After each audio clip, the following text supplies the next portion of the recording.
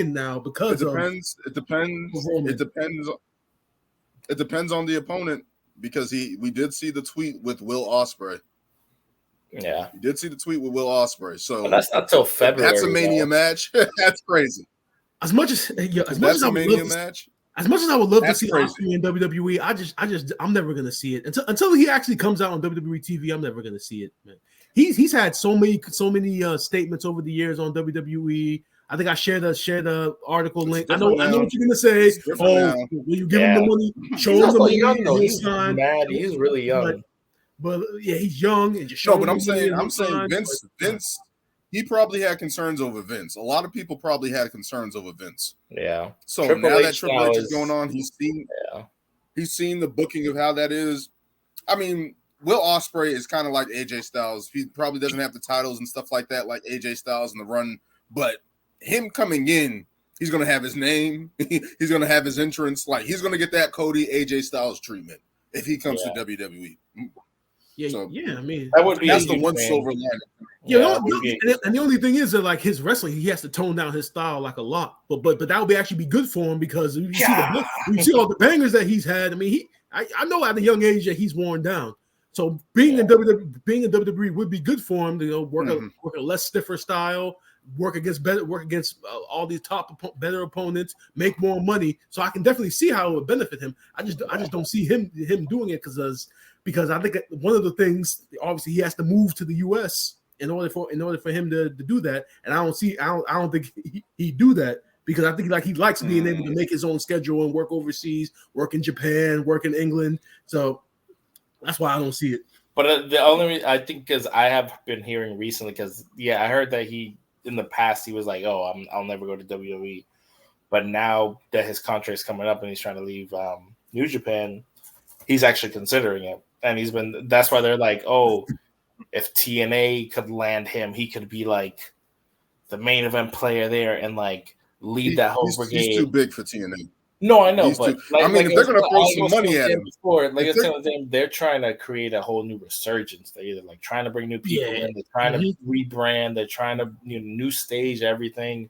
They're trying to like rebuild and kind of become like an AEW or their own thing, But I was hearing somebody say that like, could you imagine if they landed someone like him, like that could be like AEW's MJF, that could be like WWE right now with Cody or their Roman or whatever, like they were saying like TNA has players, but it's like they don't have that like number one guy, whatever. So if that was a possibility, but I feel like if WWE really wants him, they would offer him a crazy contract, and I feel like they can pull that up. But it's also especially that's where he really wants to go, And a feather in their cap is if they ever do a WrestleMania in England, in the UK. If that's the selling point, and you only have to work only have to work 6 months this first year, but leading into that WrestleMania UK probably in a year or two, you can main event that. Like you get your spot. Like when does his contract expire with New Japan? It expires in February. Okay, so WrestleMania is going to be late March, early April, and obviously at WrestleMania they always announce where the next WrestleMania is going to be.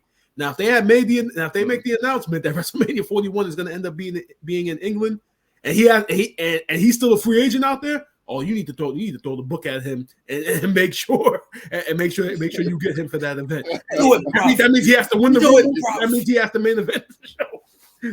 If it's off, I'm just saying he's good enough to do it. He's good, and that's the thing to me. Like even if it's not the first year, like hey, like you can work 6 months this year. That's all we're asking for the first year. But the next year that we're going into WrestleMania or whatever the one after that, you can main event that, and we just need you for a year. And if you like it, if you want to stay here, but we're angling to put you in the main event at WrestleMania, whatever 42 in the UK. I don't think you would leverage that. Like, if you want to stay, come headline WrestleMania, and then if you don't want to stay, leave. I'm just saying this. Will Ospreay and AEW, cool for them.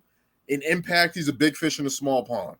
In WWE, in the UK, imagine that. Like we have British Bulldog was their biggest guy back in the day. Like British Bulldog was that guy for them. To get a guy like Will Ospreay, who's from the UK, from London, in that atmosphere, like that's crazy. We saw all in, right? We saw Wembley. Yeah. And we know how crazy their fans are. We saw them at Clash at the Castle. Like, we know how crazy they are. So I'm just thinking from that standpoint, that's the illest selling point.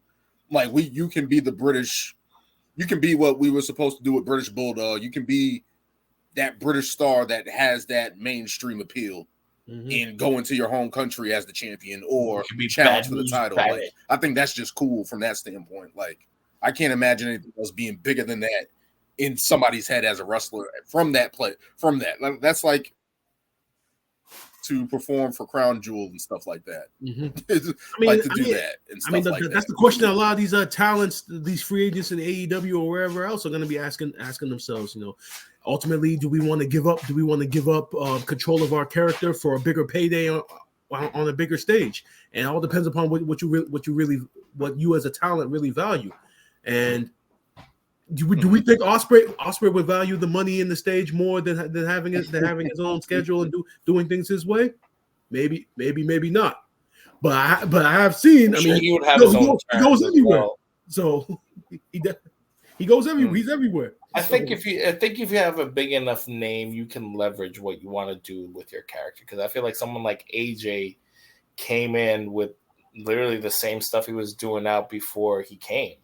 You know, and like AJ had that notoriety. I remember AJ Styles in TNA, but I didn't watch TNA consistently, but I knew who he was. And then I think I saw stuff here and there online about him in the Bullet Club and whatever. And then when he made the surprise, I was like, oh shit, that's AJ Styles. I was like, I never thought I'd see the day.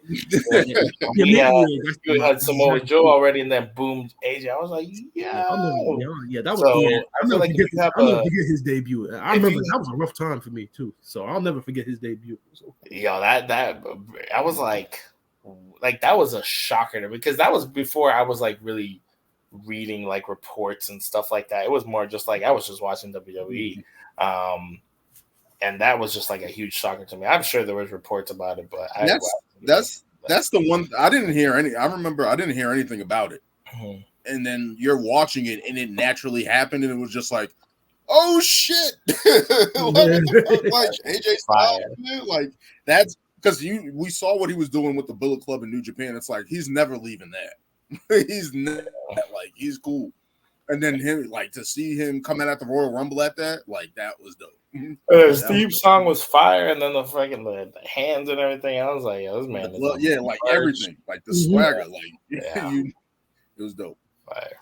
But we'll see what happens with Seth Rollins and Drew McIntyre's potential heel turn. We'll see what happens with that. But